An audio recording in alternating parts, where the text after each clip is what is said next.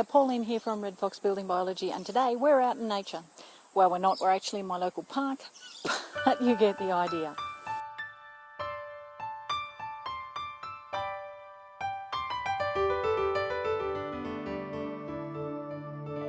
Property developers will tell you that you can have your home close to nature, and when you actually get there and look at the block, it's been bulldozed and there's no trees on it. I don't call that close to nature, but that's up to you. One of the reasons that builders will tell you that they can't build on a block which has got trees on it is because it's too difficult to move the stuff in there and it's too difficult to build. To give you a similar sort of picture, I've moved furniture a few times. I don't know about you, but I have moved it a fair few times. I have to admit, moving furniture would be a lot easier if there weren't any pesky walls or doors or anything like that in the way. However, them's the nature of the beast when you're moving furniture into a house or into a building. There's always going to be walls and stuff. So to say to you builders that perhaps you might just be able to move around the trees, maybe, that might work. So all those builders who can't build around trees, I don't really have a lot of sympathy for them because I just don't think that they're trying very hard. Yes, it is a lot easier without trees and stuff, but moving furniture would be a lot easier without walls. So it's up to you. If you really want trees and stuff in your house or in your yard, that's a really good idea. Mature trees, such as the ones around me here, as you can see and hear, usually take quite a few years to grow.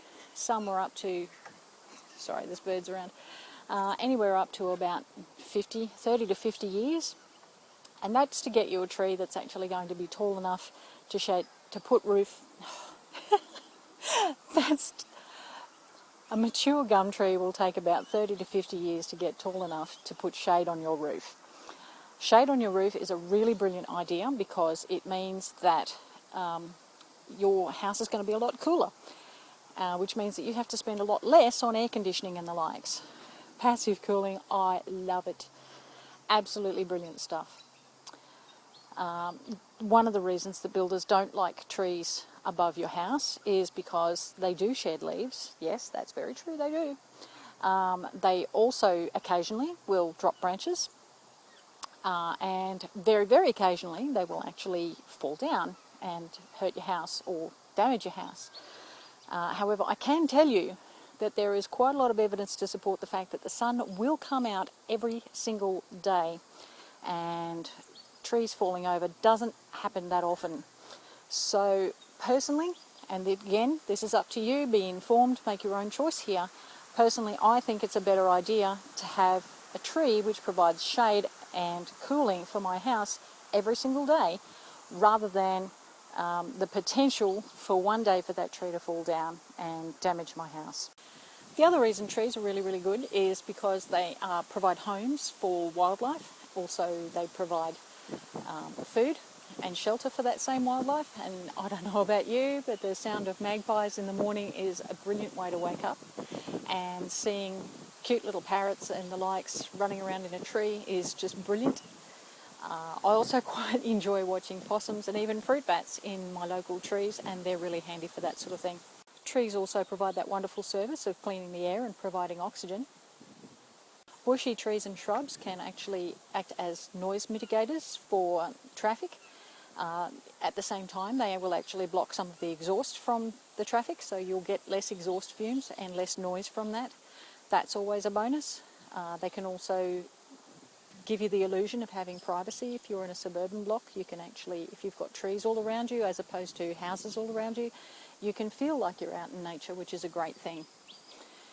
So as well as providing homes for your local wildlife, they provide that ambience for you. If you're in an area where it's very cold in winter or very hot in summer, or even both. Even in Australia, we have areas where we feel like it's really cold in winter and it's really hot in summer. In those sorts of areas, deciduous trees might be an option to look at, particularly on the east and the west sides. Deciduous trees are great because in winter, when you really need the sun to come into your house, they shed their leaves, and so you've actually got a lot of sun coming in, which is great. And in summer, when you want the shade, they've got all of those lovely leaves all over them, and so they actually block the sun and provide that lovely passive cooling. If you can't find any deciduous trees that you really like, another option would be to have smaller trees in pots that you can actually put on wheels and move around. They're really, really handy for that sort of thing because you can basically put the trees where you need them. So if you need them to be on the east side, then that's where you put them, and when you need to move them away so that you can get the sun in, then you put them wherever they're not going to be doing that and they can still provide ambience. Personally, I love my trees in pots. They're not particularly big, they're nowhere near the size of these guys. However, they do provide some sort of shade, and they certainly provide a lot more ambience than not having any trees at all. Trees in pots are a really great idea for if you're living in a unit and you have a balcony and you want to block the sunlight from coming into your unit on your balcony. So say you've got your balcony and you've got really nice windows there, and you just want to try and block that shade out, so in some months or what have you, get a couple of trees in pots, little shrubs. Speak to your local nursery, they'll actually provide a list of the plants that will grow best in your area, and put those in pots on your balcony, and not only will you provide yourself with great shade, you will potentially be able to get some wildlife coming in to visit you, and you'll definitely have all the wonderful ambience and pleasure of having nature really close to you. So just to recap, trees provide homes for local wildlife. They also provide shade and cooling for your home. They also provide oxygen, not to be sneezed at. They clean the air between you and traffic, and they also can provide you the illusion and the feeling of privacy in your own home. Always good things. Shade, however, I really love.